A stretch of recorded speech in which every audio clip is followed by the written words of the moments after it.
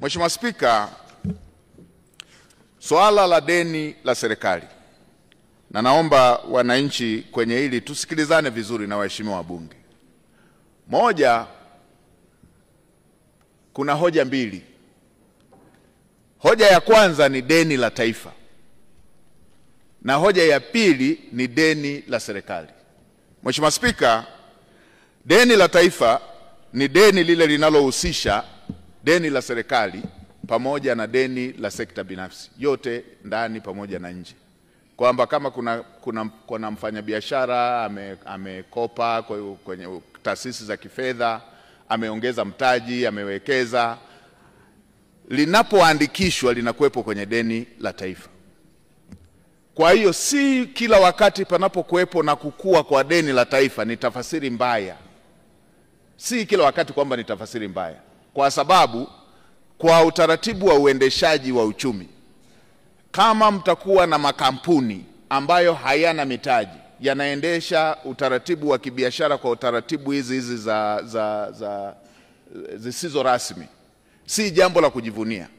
Kwa hiyo hata sisi tunapokwenda kujadiliana masuala ya kifedha, tunapokwenda kujadiliana na IMF, tunapokwenda kujadiliana na Benki ya Dunia, tunapojadiliana na Benki ya Maendeleo ya Afrika, tunajadiliana sehemu ya fedha zinakwenda kwenye shughuli za serikali na sehemu ya fedha zinakwenda kwenye mataasisi binafsi, ili kuwezesha makampuni haya yaweze kupata mitaji, yaweze kuendeleza uwekezaji.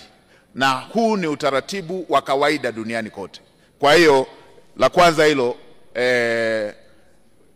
wananchi hawapaswi kushtuka hii na habari ya deni la taifa, deni la taifa, deni la taifa, deni la taifa, kwa sababu sehemu kubwa inaenda kwenye upande wa makampuni binafsi, na wala si serikali inayowajibika kulipa, na wala si serikali inayoweka garantii.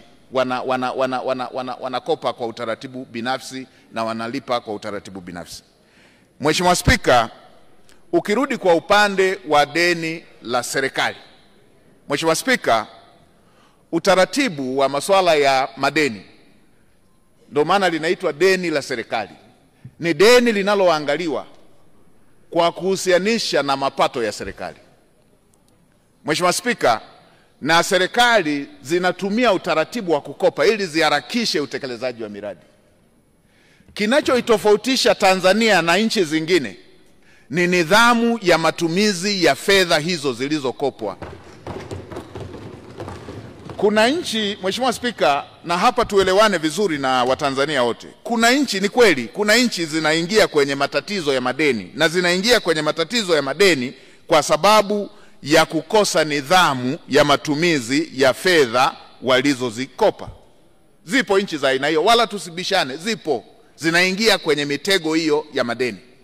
Moja, zinakopa bila kuangalia uhimilivu wa kitaalamu. Uhimilivu wa kitaalamu unazingatia mapato vis-a-vis mikopo unayochukua. Na hii hata kwa mtu binafsi ipo, ni swala la nidhamu lipo. Lakini la pili ni matumizi ya mikopo hiyo inayochukuliwa. Kwa hiyo mimi niwaombe mtu yeyote akitaka tujadiliane, swala la madeni, tusijadiliane figa, tusijadiliane ile namba. Tujadiliane kama kulikuwa na umuhimu wa kuikopa hiyo fedha kuhusiana na shughuli tuliyoitumia. Leo hii nendeni mkaangalie kwenye miradi na mateso ambao wananchi walikuwa wanapata. Alafu leo tujadiliane kama ile fedha tulivyoikopa tulistahili kukopa au hatukustahili kukopa. Kwa mfano, tukienda kwenye deni ambalo lipo upande wa Benki ya Maendeleo ya Afrika. Mheshimiwa Spika, tumechukua mkopo, tumejenga barabara inayotoka Dodoma kwenda Manyara. Zamani kutoka Dodoma kwenda Arusha ilikuwa lazima upitie Morogoro ndo uende Arusha. Tuulizane tu, je, ilikuwa ni sahihi kuchukua fedha hiyo tukajenga barabara inayokwenda Babati, au tungeacha vile vile deni liendelee kuwa dogo, lakini ukitoka Dodoma ukitaka kwenda Arusha upitie Morogoro na Tanga? Hivyo ndio vitu tunavyotakiwa kufananisha. Tusifananishe namba tu kwamba deni limekuwa, kwa sababu Mheshimiwa Spika, deni ni fedha zetu, ni fedha ndo maana tunahusianisha deni na mapato ya serikali. Ni mapato ya serikali, ni fedha zetu. Kwa hiyo ni swala la kuchagua. Haya, barabara ya kutoka Singida mpaka Mijingu ni mkopo. Ni swala la kuamua sasa, tuseme je, kwa wale waliokuwa wanatoka Singida kwenda Arusha, ukitoka saa 3 Singida unafika saa 3 usiku Arusha, na mkiwa abiria, mkiwa na mazao vyovyote vile lazima mkwame. Then tukubaliane, je, ulikuwa uamuzi sahihi kuchukua fedha hiyo na kujenga barabara ili uchumi utakaochochewa kutokana na barabara uweze kulipa deni lile? Haya ndo mambo tunatakiwa tuyalinganishe. Tusihangaike kulinganisha namba kwamba mwaka huu deni lilikuwa hili na mwaka huu deni liko hivi. Tulinganishe kama miradi ile tulikuwa tunahitaji au hatukuwa